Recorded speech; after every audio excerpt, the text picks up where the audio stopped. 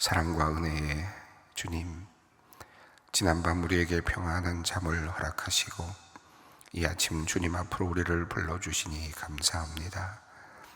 하루의 분주함과 세상의 소음이 시작되기 전 이 거룩하게 구별된 시간 속에서 주님과 깊이 교제하기를 원합니다. 먼저 우리의 마음을 열어주시고 주님께서 우리 가운데 임하여 주시옵소서. 주님을 중심에 모시고 주님과 교제하며 주님께서 공급하시는 힘과 능력으로 이 새날을 힘있게 살아가길 원하오니 우리의 이 소원과 기도를 이루어 주시옵소서. 은혜가 풍성하신 하나님, 여전히 무더운 날씨가 이어지는 듯 보이지만 여름의 끝자락임을 우리가 감지하며 이제 새로운 계절이 오고 있음을 믿음으로 바라봅니다. 이렇듯 이어지는 계절의 변화 속에서 시간의 흐름을 깨닫게 하시고 조금 더 성숙해지고 조금 더 성장해가는 우리가 되게 하여 주시옵소서. 계절의 변화와 더불어 여러 가지 일로 분주해진 사람들을 위해 기도합니다. 새 학기를 맞으며 여러 준비로 분주한 학부모님들의 마음에 평안이 깃들게 하시고 이제 새로운 도전과 기회를 마주한 사람들에게는 지혜와 용기가 자리하게 하여 주시옵소서. 하반기 사업을 계획하며 고민하는 사업자들과 자영업자들에게는 하나님의 풍성하신 은혜와 축복이 또한 임하기를 원합니다. 수학능력 시험을 준비하는 수험생들에게는 새로운 결단이, 그리고 그 부모님들에게는 염려와 근심 대신 감사의 기도가 이어지게 하여 주시옵소서. 사랑이 많으신 주님, 오늘 하루 우리의 삶의 모든 발걸음을 친히 인도하여 주시기를 기도합니다. 아침 해가 떠오를 때부터 저녁 해질 때까지 주님의 선하신 인도하심을 생생히 경험하며 살게 하시고 만나는 모든 이에게 그리스도의 향기와 사랑을 전달하게 하여 주시옵소서. 아버지 하나님, 이 나라, 이 백성, 이 땅을 위해 기도합니다. 하나님께서 사랑하셔서 이 민족에게 복음을 허락하셨고 이 땅의 백성이 주님을 알고 주님께 기도하며 이 나라를 일구어 왔습니다. 자유로운 나라, 민주적인 나라를 만들어가기 위해 노력하며 여기까지 이르렀습니다. 하나님, 이 땅을 보호하여 주시고 이 땅이 주님을 자유롭게 예배하며 주님께 감사하며 교회마다 주일마다 주님을 기쁘게 찬양하는 일들이 약화되거나 끊어지지 않도록 주님 도와주시기를 간구합니다. 이 땅이 평화로운 땅이 되게 하시고 공의롭고 정의로운 나라가 되게 하여 주시옵소서. 이 땅의 젊은이들이 희망을 품고 살아갈 수 있기를 원합니다. 미래에 대한 걱정 없이 주님께서 주신 삶을 기쁘게 살아가며 가정도 이루고 아이들도 마음껏 낳고 행복하게 살아갈 수 있는 나라가 되게 하여 주시옵소서. 지독한 경쟁 사회가 하나님을 믿는 이들로부터 부정되게 하시고 서로 돕고 사랑으로 나누는 아름다운 사회를 이뤄가는데 주님의 아들, 딸들이 최선을 다하게 하여 주시옵소서. 하나님, 소망교회를 위해 기도드립니다. 우리는 모두 함께 천국을 향하여 가는 순례자들이며 영혼의 동반자들입니다. 서로의 영혼을 위해 기도하게 하시며 서로 사랑하며 격려케 하여 주시옵소서. 부정의 말이 아니라 긍정의 언어로, 과거의 상처를 떠올리는 것이 아니라 미래에 대한 희망과 기대로 함께 손잡고 살아가게 하여 주시옵소서. 서로의 부족함을 채우는 성도들 되게 하시고 서로 자신이 달란트를 가지고 서로를 섬기고 봉사하는 주님의 자녀들이 되게 하여 주시옵소서. 그리하여 우리 소망교회가 천국의 기쁨을 미리 맛보는 아름답고 귀한 교회가 되게 하여 주시옵소서. 오늘도 소망의 성도들을 위해 기도합니다. 몸의 질병으로 기도하는 성도들이 많이 있습니다. 주님의 전에 나와 함께 예배드리고 싶지만 육신의 약함으로 인하여 나오지 못하는 이들이 있습니다. 하나님, 피 묻은 손으로 안수하여 주셔서 그 모든 약함을 강함으로 바꾸어 주시옵소서. 부족함을 넘침으로 변화시켜 주시고 모자란 것을 넉넉함으로 바꾸어 주시옵소서. 속히 나음을 입어 주님의 전에 함께 예배하며 주님의 살아계심과 영광을 함께 찬양케 하여 주시옵소서. 갑작스러운 뇌출혈로 긴급 수술을 하고 회복 중인 젊은 성도님을 위해 기도합니다. 수술로 위기를 막았으나 이후 합병증과 혈전 발생 가능성이 높다는 소견을 듣습니다. 이제는 주님의 긍휼과 능력의 손길만을 의지할 뿐입니다. 하나님, 이 딸의 생명을 지켜 주시옵소서. 모든 혈액이 깨끗해지고 염증이 생기지 않도록 주님께서 생명의 기운을 불어 넣어 주시옵소서. 기적을 보게 하시고 하나님의 크신 은혜를 입게 하여 주시옵소서. 온 가족이 주님께 탄원하며 기도합니다. 이 어려운 시간 이들의 간절한 기도를 들으시고 응답하여 주시옵소서. 이제 새학기를 맞으며 외국으로 유학의 길을 떠나는 학생들이 있습니다. 새롭게 시작하는 일이라 기대도 많이 되지만 홀로 맞서야 하는 일이기에 두려움도 큽니다. 하나님, 주님께서 이들보다 앞서 가셔서 이들의 길을 평탄하고 안전하게 예비해 주시옵소서. 좋은 선생님과 동료 학생들을 만나게 하시고 도움이 필요할 때마다 좋은 사람들도 만나게 하여 주시옵소서. 특히 어린 나이에 보딩스쿨에 들어가는 자녀들도 있습니다. 부모의 사랑을 받아야 할 나이에 홀로 견뎌야 하는 우리 아이들을 주님께서 안전하게 그 마음과 몸을 지켜 주시옵소서. 이제 말씀 앞으로 나아갑니다. 하나님 말씀으로 우리를 모든 속박에서 자유롭게 하시며 나아갈 길을 가르쳐 주시옵소서.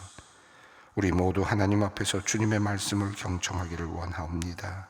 성령께서 이 시간 임하여 주시옵소서. 예수 그리스도의 이름으로 기도 올리옵나이다. 아멘. 오늘의 말씀입니다. 열왕기하 15장 32절로 38절 말씀입니다. 열왕기하 15장 32절로 38절 말씀을 함께 봉독합니다. 이스라엘의 왕 르말라의 아들 베가 제2년에 유다 왕 우시아의 아들 요담이 왕이 되니 나이가 25세라 예루살렘에서 16년간 다스리니라. 그의 어머니의 이름은 여루사라 사독의 딸이더라. 요담이 그의 아버지 우시아의 모든 행위대로 여호와께서 보시기에 정직히 행하였으나 오직 산당을 제거하지 아니하였으므로 백성이 여전히 그 산당에서 제사를 드리며 분향하였더라. 요담이 여호와의 성전의 윗문을 건축하니라. 요담의 남은 사적과 그가 행한 모든 일은 유다 왕 역대지략에 기록되지 아니하였느냐. 그때에 여호와께서 비로소 아람 왕 르신과 르말라의 아들 베가를 보내어 유다를 치게 하셨더라. 요담이 그의 조상들과 함께 잠에 그의 조상 다윗성의 조상들과 함께 장사되고 그 아들 아하스가 대신하여 왕이 되니라. 오늘 말씀은 유다 왕의 이야기입니다. 유다 왕 요담에 대한 이야기인데요. 유다 왕 요담의 바로 그 아버지는 오늘 성경에 나온 대로 우시야, 그런데 앞에서는 아사랴라고도 이름이 불려졌습니다. 그런데 뒤에서 또 우시야라는 이름이 나와서 조금 혼란스럽지만 같은 왕입니다. 이 우시야로 불려지기도 하고 아사랴로 불려지기도 한 이 왕을 이어서 이제 요담이 남유다의 왕이 되는 이야기입니다. 그리고 오늘 이야기는 아주 짧지만 그 요담 왕, 유대 왕 요담 왕에 관련된 내용이 되겠습니다. 그 사이에 우리는 여러 왕들의 이야기를 읽었는데요.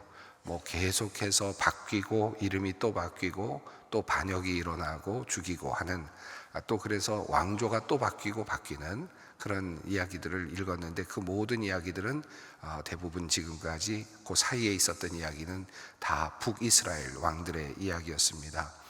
이 아사랴는 오래 살았죠. 우시야라고 불려지는 요담의 아버지 유대 왕으로서 오랜 시간을 살았습니다.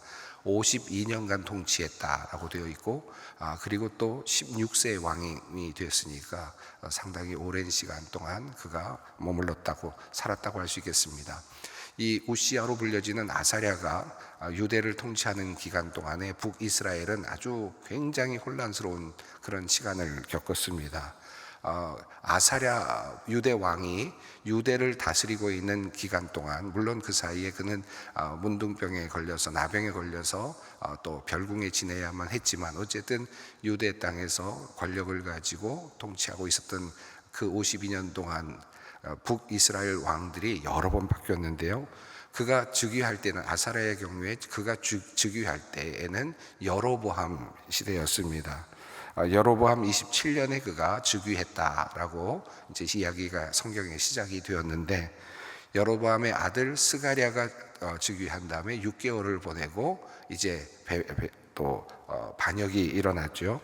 그래서 살룸이 또 그 야베스 출신의 살룸이 또 등장하는데 한 달 만에 또 죽임을 당했습니다.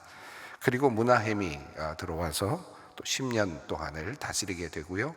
또 문하햄의 아들 부가히야가 또 다스리게 되는데 2년을 다스리게 되고, 다시 그 다음에 또 다시 반역이 일어나서 또 정변이 일어나서 베가가 이제 또 왕위를 차지하게 됩니다.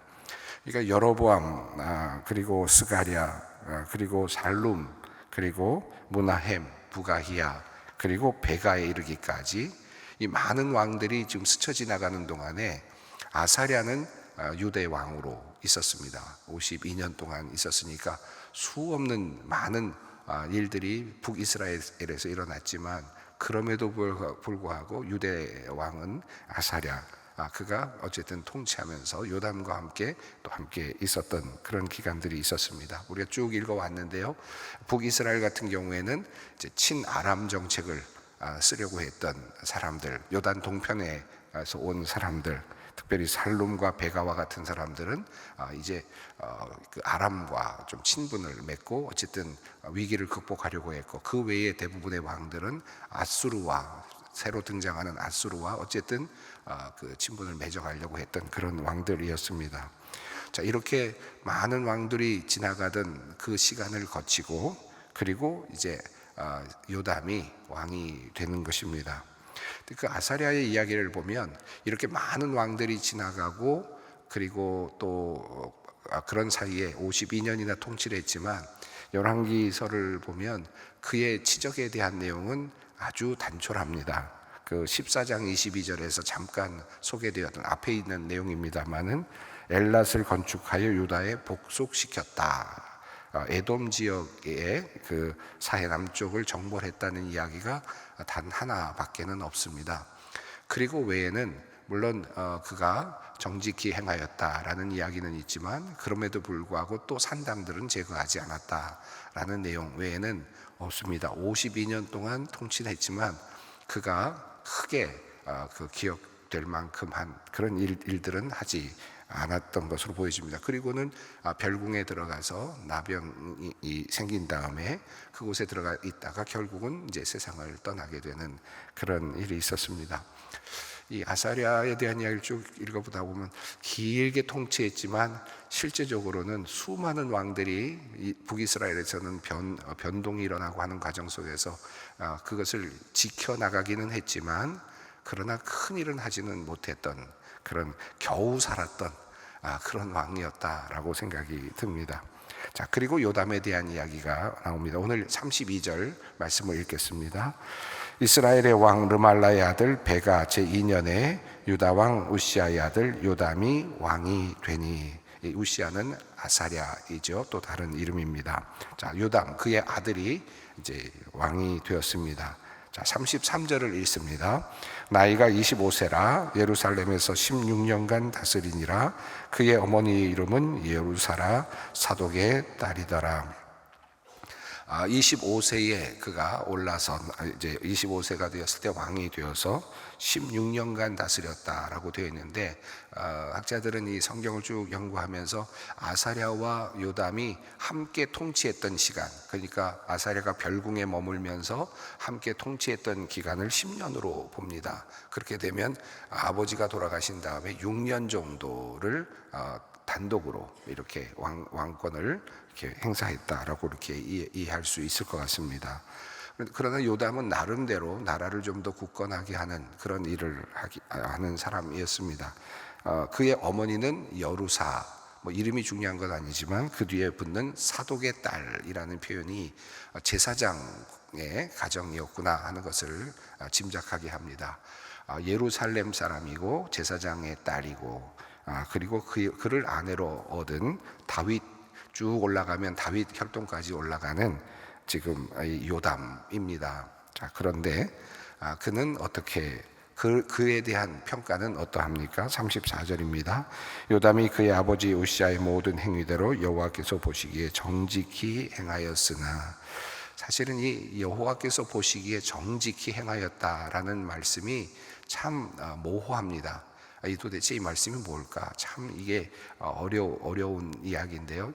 지금 하나님을 섬기는 일에 대해서 나름대로 어느 정도 하나님의 말씀을 순종했다라는 말로 이해할 수 있을 것 같은데, 그러나 그렇다고 해서 온전하게 하나님을 섬기지는 못했습니다. 그러니까 이게 절반의 신앙인이라고 할 수 있겠죠. 명목적 신앙인이라고 볼 수 있겠죠.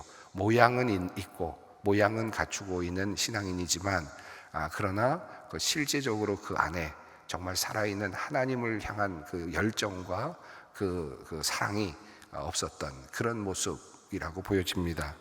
그래서 나름으로서는 보기에, 하나님께서 보시기에는 그저 넉넉하게 보아서 조금 좋게는 보아주시지만, 그러나 절반의 또 신앙을 갖고 있는 사람입니다. 역시 마찬가지로 아버지와 같이 산당을 또 제거하지 않았습니다. 35절입니다. 오직 산강을 제거하지 아니하였으므로 백성이 여전히 산당에서 제사를 드리며 분향하였더라. 요담이 여호와의 성전에 윗문을 건축하니라. 산탕을 제거하지 않았다라는 이 유대의 역사에 있어서 이 왕을 지금 평가하는 데 있어서 유대의 왕들은 그래도 여호와께 정직하게 행하였다라는 그런 표현이 이렇게 대부분 붙어 있으면 아주 특별한 경우가 아니고는 그래도 선한 왕으로 하나님께서 너그럽게 보아주시는 그런 모습이 있는데요.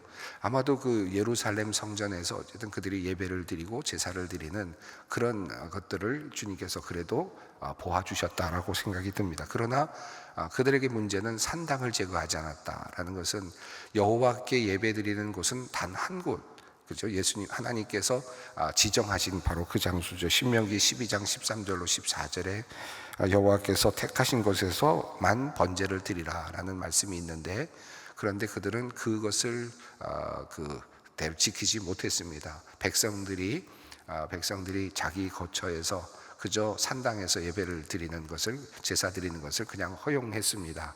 근데 산당에서 제사를 드렸다라고 하는 말은, 이 말씀은 여호와를 섬기는 것을 아예 안 했다라는 뜻이 아니라, 이 산당에서도 하나님께 드리는 제사를 그들이 드린 것이죠. 나름 하나님께도 제사를 드린 셈이 됩니다. 그런데 그 산당은 하나님께만 제사를 드리는 장소가 아니라 아세라도 섬기고 때로는 바알도 섬기고 다양한 신들을 섬기는 혼합적인 그런 종교의 자리였습니다. 그래서 하나님께서 이 산당들을 제거하지 않으신 것에 대해서 항상 유대 백성들에게는 굉장히 그 부분에 대해서 이제 항상 하나님께서 책망을 하십니다. 그래서 백성들이 여전히 산당에서 제사를 드리며 분향하였다. 그러니까 백성들의 신앙을 돌보지 않았습니다. 자기 자신의 신앙도 실제로는 제대로 가누지 못했고, 그 지도자로서 또 백성들의 그 신앙도 또 단속하지를 못했습니다. 한 가지 그가 했던 일에 대한 내용이 나오는데, 35절 마지막에 요담이 여호와의 성전의 윗문을 건축하니라 라고 되어 있습니다. 그래도 성전에 대한 관심은 있었던 것 같아요. 사독의 딸 그러니까 제사장 가문의 아내를 얻어서 그랬는지, 또 예루살렘에서 늘 또 있었기 때문에 예루살렘 성전을 마주하고 있어서 그랬는지, 또 다윗 가문으로서 그래도 성전에 대한 예배에 대한 관심이 있었는지, 어쨌든 그는 여호와의 성전의 그 윗문을 건축했다라고 되어 있습니다. 그런데 이 열왕기서는 이 부분만을 이야기합니다.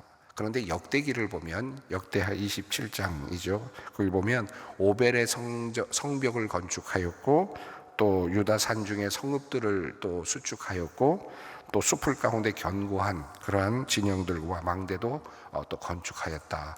그걸 보면 상당히 성읍과 성벽을 다시 굳건하게 하는, 그래서 국방을 아주 단단하게 하는 일을 했고, 더 나아가서 암몬 자손과 싸워서 암몬을 복속시켜서 거기서부터 조공을 받았다라는 내용도 나와서, 사실은 굉장히 치적이 또 상당히 많이 강한 그런 국가를 만드는데 일조를 했구나 하는 것은 알 수 있는데, 그런데 열왕기서에는 그 내용은 나오지는 않습니다. 그냥 여호와의 성전 윗문을 건축하였다라고 하는 그 부분만이 있습니다.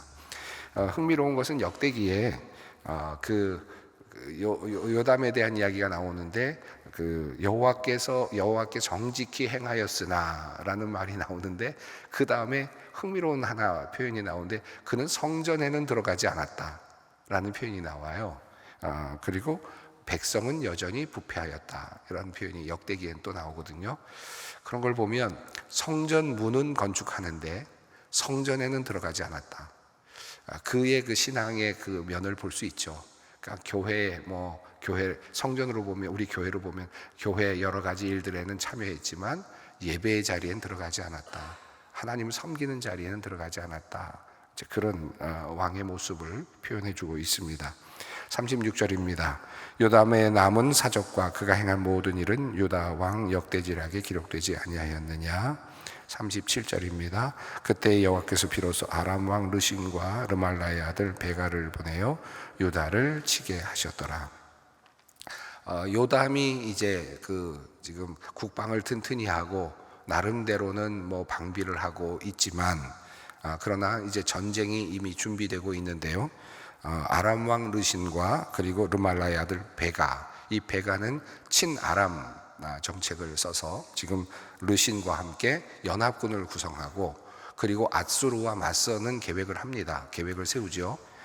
그리고 유다를 먼저 정벌을 해서 유다까지 복속을 시킨 다음에 아수르와 대항하려고 하는데, 그런 계획이 세워지고 있는 겁니다. 이것이 이제 아들 때에 가서, 아하스 때에 가서 이제 이루어지는데, 바로 그 내용을 설명하고 있습니다. 이제 우리가 읽어 내려갈 내용입니다. 38절을 읽습니다. 요담이 그의 조상들과 함께 잠에 그의 조상 다윗성의 조상들과 함께 장사되고 그 아들 아하스가 대신하여 왕이 되니라. 자, 요담의 이야기도 그저 이 열왕기서는 그냥 성전의 윗문을 하나 수축한 것 외에는 그다지 중요하게 다루고 있지는 않습니다. 그리고 그가 역대기에서 말하고 있는 성벽도 수축하고 나름대로 망대도 세우고 오벨의 성벽도 다시 재건하고 했던 이 모든 내용들은 여기서 지금 생략되어 있습니다.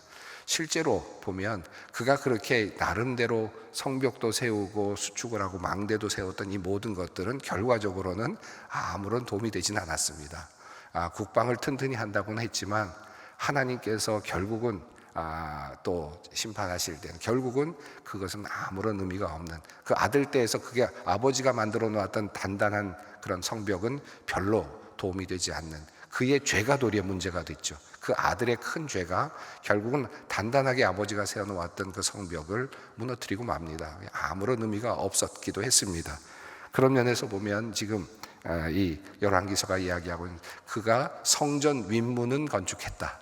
그나마도 기억할 만한 것은 하나님의 관점에서 본다면 그가 성벽을 든든하게 세운 것이 중요한 것이 아니라, 그것은 그래봤자 하나님께서 흩으시면 무너지는 거죠. 그가 그래도 성벽의 윗문이라도 달아놓았다라는 것이 하나님께서 보시기에는 그나마 기억할 만한 일이신 것 같아요. 그럼에도 불구하고 그는 성전에 들어가지 않았고 진정한 예배자가 되지는 못했고, 성전은 보호하고 관리했는지 모르지만 진정한 예배자가 되지는 못했습니다. 그것이 아들대로 내려오면서 더 부패한 그런 왕으로 또 이어지게 됩니다. 이 이야기를 보면 지금 그 북이스라엘 왕들이 끊임없이 정변을 통해서 또 대가 바뀌고 왕조가 바뀌는, 그러니까 혈통이 바뀌는 일이 계속 일어나고 있었는데, 아사랴 시대에는 이게 이렇게 6명의 왕이 바뀌는 기간 동안에도 아사랴가 그 생존하면서 쭉 버텨내는 모습, 이것을 보면서 한 가지를 생각하게 되는데, 그래도 지금 하나님께서는 유다의 그 민족 다윗의 혈통을 아주 가늘지만 지금 하나님의 약속을 붙잡고 지금 하나님의 약속 때문에 그 가문을 끊임없이 다시 세우시고 또 지탱시키시는 것을 보게 됩니다. 지금 요담이 왕위에 오르기까지 흐름을 보면요, 그 유다 왕족 남유다를 보면은 우선 아하시아가 예후에 의해서 살해당하죠.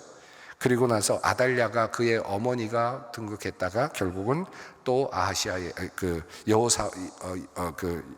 여호야다에 의해서 또 살해당하죠.